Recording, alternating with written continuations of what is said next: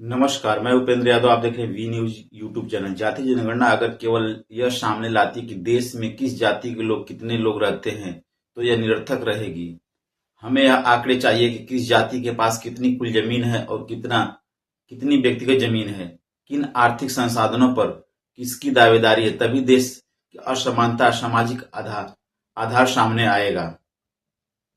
जब ब्रिटिश औपनिवेशिक शासन ने देश के निवासियों को हर उस आधार पर गिना जिसके तहत वे गिने जा सकते थे, शहरी, ग्रामीण, बेघर, कृषक, पशुपालक, चलवासी, घुमंतू, हिंदू, मुस्लिम, सिख, एल्गो इंडियन, आदिवासी, बहिष्कृत, अछूत, उसके निवासियों के एक हिस्से को तो जन्मना अपराधी ही घोषित किया गया था।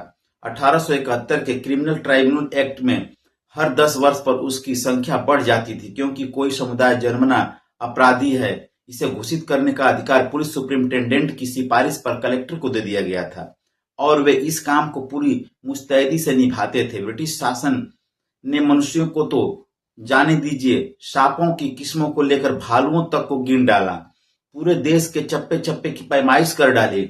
1872 में जब पहली बार जनगणना आरंभ हुई तो इन्होंने भारत को सांख्यिकी ज्ञान से शासित देश में बदल डाला। एक समय ऐसा आया कि जब भारतीय इस ज्ञान को खुद को अनुशासित करने लगे। देश की आजादी से पहले के 4 दशकों को यदि आप ध्यान से देखेंगे तो पाएंगे कि इस सांख्यिकी ज्ञान का सबसे स्पष्ट स्पष्टीकरण जनसंख्या, धर्म और जाति के आधार पर राजनीतिक सुधारों की मांग में दिखा। वास्तव में इसकी शुरुआत 1909 में मार्ले मिंटो सुधार के समय से ही हो गई थी, लेकिन 1930-31 में गोलमेज सम्मेलन, उसी वर्ष हुई जाति आधारित जनगणना और 1932 में गांधी अंबेडकर के बीच पूना समझौते ने जाति और उनकी संख्या भारतीय समाज में महत्व स्थापित कर दिया। इस दौर में संख्या का उपयोग अपनी ताकत दिखाने या भयभीत करने के लिए भी हुआ। भारत की संविधान सभा की बैठकों में जनसंख्या 1931 की जनगणना का उल्लेख लगातार आता रहा। विभिन्न समुदायों के नेता अपनी संख्या को बताते रहते थे और कभी जनगणना के आंकड़ों पर सवाल भी उठाते रहते थे। जब राष्ट्रपति के चुनाव को लेकर बहस हो रही थी और सीटों के परिसीमन का मुद्दा उठा कि देश क्या पुराने आंकड़े से काम चलाएगा अथवा नई जनगणना कराई जाएगी, 13 दिसंबर 1948 को सिंबल लाल सक्सेना ने संविधान सभा में कहा, मुझे लगता है कि पिछले 10 वर्षों में जनसंख्या के आंकड़ों में बड़ा बदलाव आया है, खासकर बड़े शहरों में। मुझे पता है कि कानपुर में 1941 में जनसंख्या 4 लाख थी, अब यह लगभग 10 लाख है। मुझे नहीं पता कि इससे और अन्य बड़े शहरों में कितनी सीटें दी जाएंगी। जैसा कि मेरे सम्मानित मित्र ने बताया, पंजाब और बंगाल प्रांतों में बड़े पैमाने पर पलायन हुआ। मुझे यह भी पता है कि बाहर से आए लगभग 1 करोड़ शरणार्थियों को सभी प्रांतों में बांटा गया। इसलिए मैं आदरणीय ठक्कर बप्पा से सहमत हूं कि चुनाव से पहले जनगणना होनी चाहिए। मैं एक और सुझाव देना चाहूंगा, हम चुनाव में वयस्क मतदाता के सिद्धांतों को अपनाने के लिए तैयार हैं। हम पहले कार्यकाल के लिए विभिन्न समुदायों में मतदाताओं की संख्या के आधार पर सीटें आवंटित कर सकते हैं। 33 करोड़ की जनसंख्या में से आपके पास 15 करोड़ मतदाता होंगे और सीटें विभिन्न समुदायों के मतदाताओं के अनुपात के अनुसार बांटी जा सकती हैं। असम के कांग्रेसी नेता प्रोफेसर NC लश्कर, जिन्होंने अपने इलाके में दलितों के लिए बहुत काम किया था, ने 24 अगस्त 1949 को संविधान सभा में कहा, अध्यक्ष महोदय, कल मैं 1921 से अनुसूचित जातियों की जनसंख्या में क्रमिक गिरावट के बारे में बोल रहा था। आज मैं सदन का ध्यान 1921 की जनगणना रिपोर्ट खंड 3 भाग 1 की तरफ आकर्षित करना चाहूंगा। इस रिपोर्ट के पृष्ठ 154 पर एक तालिका दी गई जिसमें 1881 से जाति, जनजाति आदि में बदलाव को दिखाया गया। इस तालिका में मैं दबे कुचले वर्गों की जनसंख्या में क्रमिक कमी के कुछ उदाहरण पेश करूंगा। पाटनी समुदाय की जनसंख्या 1911 में 1,11,000 थी, जो 21 में 45,000 हो गई। नंदियाल जनसंख्या 1911 में 68 थी, 21 में 18,000 हो गई। राजवंशी जनसंख्या, जिन्हें बंगाल में अनुसूचित जाति माना जाता है, 1911 में 1,33,000 थी और 1921 में 92,000 हो गई। इन उदाहरणों का तात्पर्य है कि आजादी की पूर्व संध्या पर जनगणना की प्राविधिक और जनगणना से उपजे आंकड़ों को लेकर देश के नेता तमाम तरह की बहस कर रहे थे। विभिन्न समुदायों के नेता अपनी जनसंख्या को आगे रखते हुए राजनीतिक तर्कों का निर्माण कर रहे थे। 22 जुलाई 1947 को जब जवाहरलाल नेहरू ने राष्ट्रीय ध्वज के लिए प्रस्ताव पेश किया, उस दौर के प्रसिद्ध हॉकी खिलाड़ी और आदिवासी नेता जयपाल सिंह मुंडा ने कहा, चूंकि इस सदन के विभिन्न समूहों ने उस ध्वज के प्रति अपनी स्वीकृति और निष्ठा व्यक्त करने की कोशिश की, जिसे हम इस देश के राष्ट्रीय ध्वज के रूप में अपनाने जा रहे हैं, मैंने भी सोचा कि मैं उन 3 करोड़ आदिवासियों की ओर से कुछ शब्द कहूं जो इस देश के असली मालिक वास्तविक धरती पुत्र हैं और जो पिछले 6000 वर्षों से स्वतंत्रता के लिए लड़ रहे हैं। जयपाल सिंह मुंडा 1931 की जनगणना से प्राप्त आंकड़ों को एक सांस्कृतिक और राजनीतिक परिदृश्य में पेश कर रहे थे। बाद में उन्होंने इस आंकड़े को आदिवासी की दिक्कतों को बताने के लिए भी पेश किया। जब देश में पहले आम चुनाव हुए तो इन आंकड़ों के आधार पर बहुत सारे प्रत्याशियों ने वोट मांगे। आजादी के बाद नेता जनगणना के आंकड़ों को देश के विकास के लिए आवश्यक मान लगे। 1951, 52, 57 और 62 के चुनाव के दौरान जवाहरलाल नेहरू के भाषणों साबित होता है कि वे श्रोताओं को याद दिलाते थे कि इतनी बड़ी जनसंख्या के लिए भोजन, शिक्षा, चिकित्सा जैसी सुविधाओं को जुटाने के लिए सामूहिक प्रयास की आवश्यकता है। जनगणना और 5 वर्षीय योजनाएं भारत की तरक्की का आधार बन गईं। जनगणना का उपयोग एक राजनीतिक और सामाजिक तर्क के रूप में भी बढ़ा। जब अन्य पिछड़ा वर्ग के लिए काका कालेलकर आयोग गठित हुआ और कांग्रेस के पहले 15 वर्षों के शासन काल की आलोचना डॉक्टर राम मनोहर लोहिया ने करनी शुरू कर दी। डेमोक्रेसी, मेरिटोक्रेसी और आरक्षण के बारे में भी थोड़ा सा जानकारी ले लेते हैं। आजादी का शुरुआती दशक डेमोक्रेसी के साथ साथ मेरिटोक्रेसी का भी दशक था। इस दौर में अनुसूचित जाति और अनुसूचित जनजातियों के लिए आरक्षित सीटों को यदि छोड़ दिया जाए तो भारत के सार्वजनिक जीवन के हर क्षेत्र में उच्च जातियां काबिज थीं। डॉक्टर राम मनोहर लोहिया ने इसके खिलाफ बोलते हुए कहा था कि मामला इन लोगों के योग्य होने का नहीं है, बल्कि दूसरों को अवसर नहीं मिला है। उन्होंने कहा कि अवसर से योग्यता आती है और मांग किया कि 90% आबादी को 60% अवसर मिले। उनकी बात अनसुनी रही। काका कालेलकर कमीशन बना। उसकी रिपोर्ट भले ही उच्च स्तरीय नहीं थी, उसे लागू नहीं किया गया। इसी प्रकार 1979 में मंडल आयोग गठित हुआ, जिसे 1980 में 27% ओबीसी आरक्षण की सिफारिश की।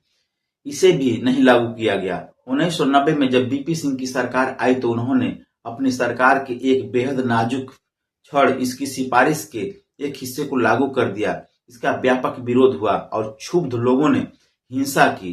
भारत के उच्चतम न्यायालय ने 1992 में इसे बरकरार रखा, लेकिन क्रीमी लेयर की अवधारणा को लागू कर दिया। मंडल कमीशन की रिपोर्ट के लागू होने के 3 दशक बाद भारत का सामाजिक और आर्थिक परिदृश्य बहुत तेजी से बदलता है, लेकिन आरक्षण का लाभ केवल कुछ जातियों को हुआ है। इसके लाभार्थियों में अन्य पिछड़ा वर्ग की अधिकांश जातियां, अनुसूचित जाति की अधिकांश जातियां और अनुसूचित जनजाति की लगभग पूरी तरह शामिल नहीं हैं। आधुनिकता के आगमन के बाद मनुष्य की वर्तमान पीढ़ी प्रत्येक शताब्दी को पिछली शताब्दी से थोड़ा आधुनिक, मानवीय और प्रगतिशील मानती है। इसलिए जाति जनगणना को कुछ लोग अतिगामी कदम कहते हैं, जो अंग्रेजी शासन कर ही रहा था।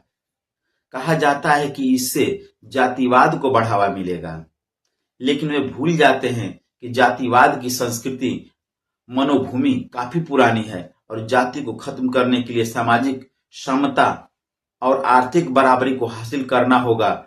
जाति जनगणना के द्वारा भारतीय समाज को बेहतर बनाया जा सकता है। यह जाति जनगणना वह नहीं जो ब्रिटिश औपनिवेशिक शासन में संपन्न होती थी। आज इसका सामाजिक आर्थिक महत्व है। इसे एक उदाहरण से समझा जा सकता है। 1931 की जनगणना के आंकड़ों के आधार पर डॉक्टर भीमराव अंबेडकर ने अपनी किताब द अनटचेबल में क्रिमिनल ट्रिब्यूनल घोषित किए जा चुके लोगों की संख्या 2 करोड़ बताई थी। 21वीं शताब्दी के पहले 25 वर्षों में इस समुदाय के कल्याण के लिए 2 आयोग गठित हुए। एक आयोग यूपीए सरकार ने गठित किया और एक एनडीए सरकार ने। दोनों आयोगों ने 1931 की जनगणना को आधार बनाया। इन आयोगों की रिपोर्ट लागू नहीं हुई है। इन दोनों आयोगों ने घुमंतु एवं विमुक्त आयोग के लिए आरक्षण की सिफारिश की और साथ ही जातिवार जनगणना की आवश्यकता पर भी जोर दिया। यदि इन समुदायों की गणना की जा सके और उनकी संख्या जानी जा सके तो उनकी बेहतरी के उपाय खोजने में आसानी होगी। आज अनुसूचित जातियों और अनुसूचित जनजातियों को केवल एक श्रेणी बतौर पेश किया जाता है। उनकी तथा अन्य पिछड़ा वर्ग और सामान्य समुदायों की संख्या पता लगाने से एक बेहतर डेटा सेट सामने आ सकेगा। लंबे समय से विभिन्न समुदायों द्वारा अपनी संख्या के हिसाब से सरकारी नौकरियों, राजनीति और शिक्षा में आरक्षण की मांग की जा रही है। पिछले 2 वर्षों से राहुल गांधी और अखिलेश यादव ने इसे एक व्यापक मांग में बदला है। नीतीश कुमार ने बिहार में जातिवार जनसंख्या के आंकड़े भी जारी किए। इसी प्रकार कर्नाटक और तेलंगाना में जातिवार जनसंख्या जारी की गई।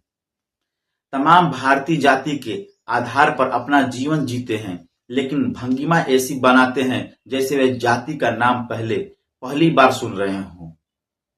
प्राय सभी जातियां अपनी संख्या बढ़ा चढ़ाकर पेश करती है।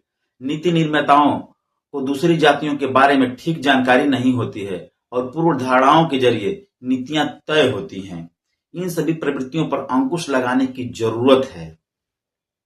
यदि प्रस्तावित जनगणना में काका कालेलकर कमीशन की उस सिफारिश को मान लिया जाए जिसमें कहा गया था कि जनगणना कार्यालयों में अर्थशास्त्रियों के अतिरिक्त अस्थायी मनोवैज्ञानिक और समाजशास्त्रियों को भी नियुक्त करना चाहिए, तो बेहतर होगा। इससे सभी जातियों के लिए एक नया डेटा सेट तैयार हो सकेगा।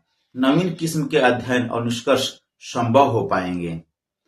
प्रस्तावित जाति जनगणना मनुष्यों की गणना तक सीमित न रहे, बल्कि उन सभी आर्थिक संकेतों को दर्ज करे जिससे भारतीय समाज में विशेषाधिकारों का निर्माण होता है। जाति जनगणना भारतीय समाज के भीतर व्याप्त असमानता को समाप्त करने की दिशा में एक बड़ा कदम हो सकता है।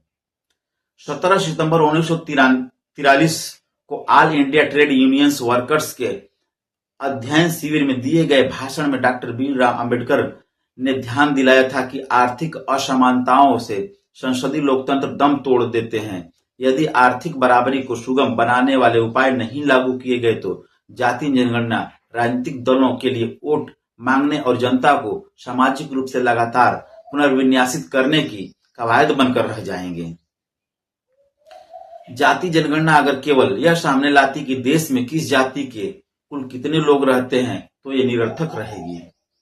हमें यह आंकड़े किस जाति के पास कितनी कुल जमीन है और कितनी व्यक्तिगत जमीन है, किन आर्थिक संसाधनों पर किसकी दावेदारी है, तभी देश की असमानता का सामाजिक आधार सामने आएगा। इस जनगणना का प्रयोग बेघर, शहरों में पुलों के नीचे और पाइपों के भीतर रहने वाले मनुष्यों की स्थिति बदलने के लिए होना चाहिए। अन्यथा हमें डॉक्टर भीमराव अंबेडकर की चेतावनी याद रखनी होगी।